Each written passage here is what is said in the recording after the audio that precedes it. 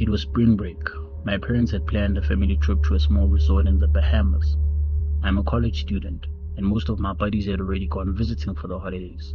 So taking a trip with my dad, mom, and baby brother was just what I needed to cool off from a very rough academic year. We arrived at the resort. Me and my 13-year-old older brother, I will call Jason, are very close. We decided to take a walk to the nearest restaurant after helping our parents unpack.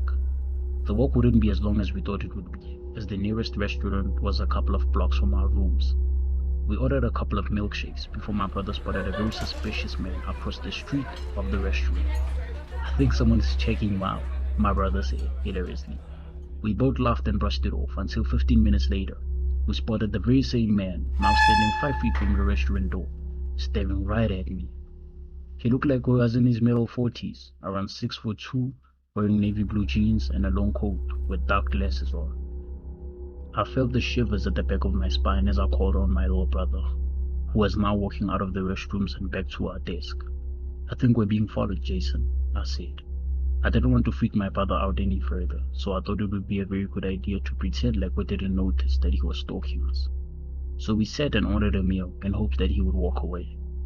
But a couple of minutes in, more people started coming into the restaurant, including a couple of teens, which surprisingly helped us ease and forget about the strange man and the events that just happened. It was now 4:00 p.m. I noticed the man was gone, and since it was still sunrise, I thought it would be a good idea for me and Jason to walk back to our rooms, as it still felt safe and the strange man was nowhere to be seen. We arrived in our rooms and decided to catch up on some Netflix. Me and Jason were halfway through Money Heist until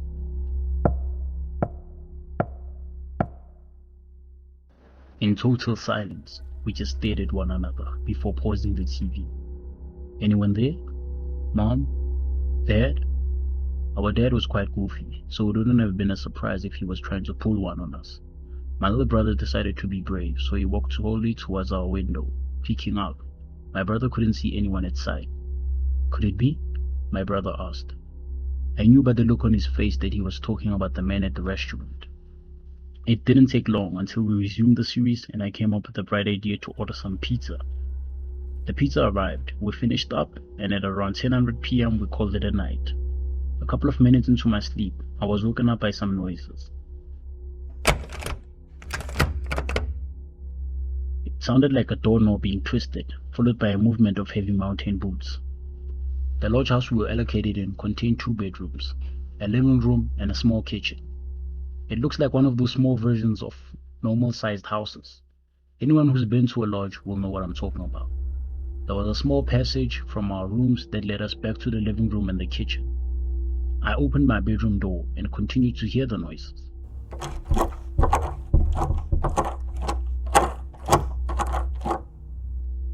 I knew I would have to make my way back into the living room, as I had left my phone in there charging.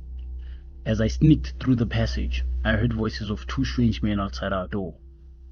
I knew which door it was because the living room and the kitchen area only had one door, which was the exit and entry point. I think Jason heard the commotion that was happening outside, because I heard his door squeak open. "Shh, Jason," I called out silently. He walked out his bedroom. "What's happening?" he asked. "Someone is trying to break in our door," I responded. I continued to silently power walk into the living room, grab my phone out of the charger and pull my little brother back in the bedroom with me before locking the door. I don't know why, but somehow we felt it was a good idea to keep silent and to wait it out before calling our parents or anyone around our radius. We heard the footsteps that were coming from our passage towards our room.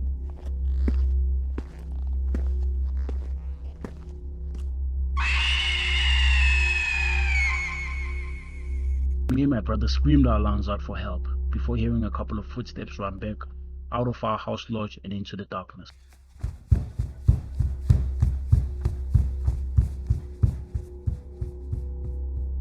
We were not sure at the time if the intruders had left the house, so we called our parents, who came rushing, along with 4 or 5 other people including the cops. Turns out an elderly couple had noticed some suspicious activity happening on our doorstep, so they contacted HR, who contacted cops, before rushing over to our section. The couple and our parents walked in and started yelling out our names. We came out running. I don't think I've ever been so happy to see my parents like I was on that night. The intruders were never caught and the cops were never able to determine how they entered or exited the premises. A thorough search was made on the whole lodge as the cops believed the intruders were posed as one of the guests. We told the cops about the men at the restaurant and a knock or bump on our window prior to the break-in, but there was little they could do. My parents decided we should leave first thing tomorrow morning as the whole experience was too traumatic for all of us. We all spent our final night in a single guest room, sharing a room before leaving the following day. I have since recovered through weekly counseling sessions. As for my little brother, he still gets nightmares at night of two strange faceless men banging on his bedroom door.